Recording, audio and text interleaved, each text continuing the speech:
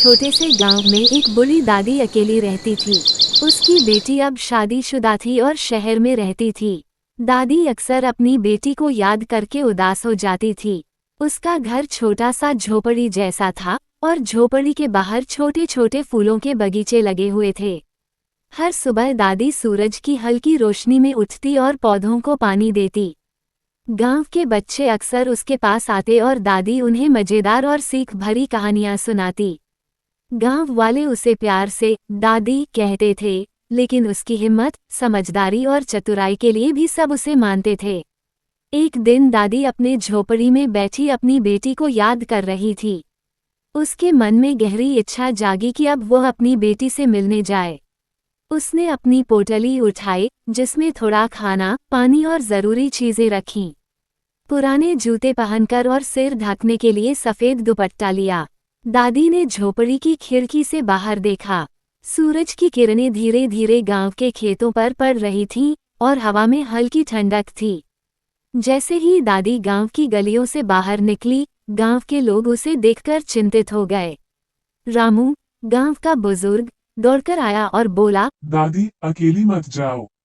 जंगल में शेर और भेड़िए रहते हैं, बहुत खतरा है। दादी मुस्कुराए और बोली, रामू बेटा, मैं अकेली सही, लेकिन हिम्मत और दिमाग के साथ जा रही हूँ। मुझे चिंता मत करो। गांव के बच्चे भी पीछे दौड़ते हुए बोले, दादी सावधान रहो। दादी ने उन्हें आश्वस्त किया, बच्चों, डरने की कोई बात नहीं। दादी जानती है क्या करना है।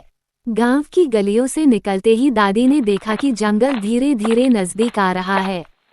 पेड़ घने हो गए, हवा में ठंडक बढ़ गई और पक्षी छुप गए। दादी ने पोटली कसकर पकड़ी और हर कदम सोच समझकर रखा। रास्ते में उसने एक छोटा तालाब देखा। तालाब का पानी शांत था और सूरज की झलक उसमें चमक रही थी। दादी ने पानी का स्वाद लिया और आगे बढ़ती रही। जंगल के घने हिस्से में पहुंचते ही उसे एहसास हुआ कि यह कोई साधारण जगह नहीं है। पेड़ों की छाया लंबी और घनी थी, पत्तों की सरसराहट में अजीब सी आवाजें थीं। अचानक घने पेड़ों के बीच से एक बड़ी छाया निकली। दादी की आंखें चौड़ी हो गईं। वह जानती थी कि यह कोई साधारण जानवर नहीं। उसी समय शेर की दहाड़ गूंज उठी।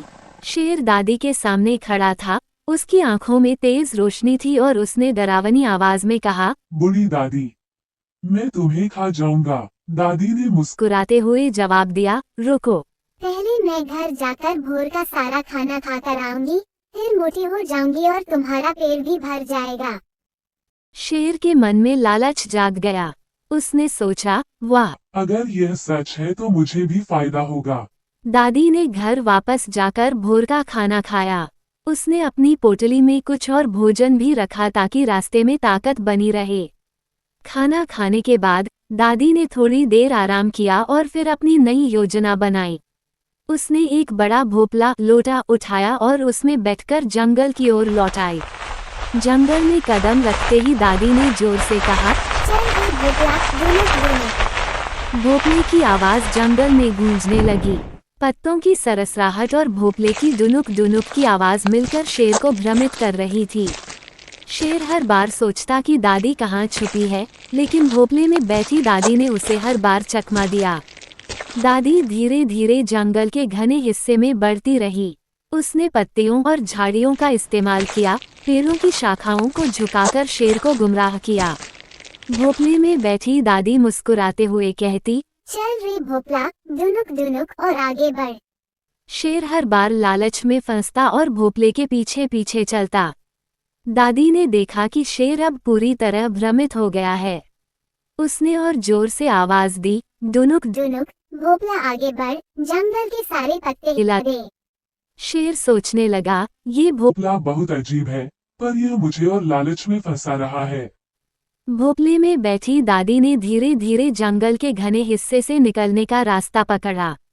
उसने झाड़ियों और पेड़ों के बीच मस्ती और चालाकी से कदम रखा। शेर उसे पकड़ने की कोशिश करता, लेकिन दादी हर बार उसकी चाल को चकमा देती। उसने जंगल के तालाबों, झाड़ियों और पेड़ों का पूरा फायदा उठाया। हर मोड़ पर दादी ने भोपले में बैठकर और जोर से कहा, चल रे भोपला, दुनुक दुनुक। शेर की आंखों में अब डर और लालच दोनों थे। दादी ने शेर को अपनी चालाकी से पूरा भ्रमित कर दिया। आखिरकार दादी अपनी बेटी के गांव पहुंच गई। उसने अपनी बेटी को गले लगाया और सारी कहानी बताई। दादी की हिम्मत, समझदारी और भोपले वाला मजेदार प्लान उसे जंगल के खतरों से बचाने में सफल रहा। इस साहसिक और रोमांचक यात्रा ने गांव वालों को ये सिखाया कि हिम्मत और चतुराई से बड़े खतरे को भी मात दी जा सकती है। कभी कभी हल्का मजाक और मजेदार चालाकी भी काम आती है। दादी की कहानी गांव में पीढ़ी दर पीढ़ी सुनाई जाती रही और बच्चों ने हमेशा उसकी चालाकी और हिम्मत से प्रेरणा ली।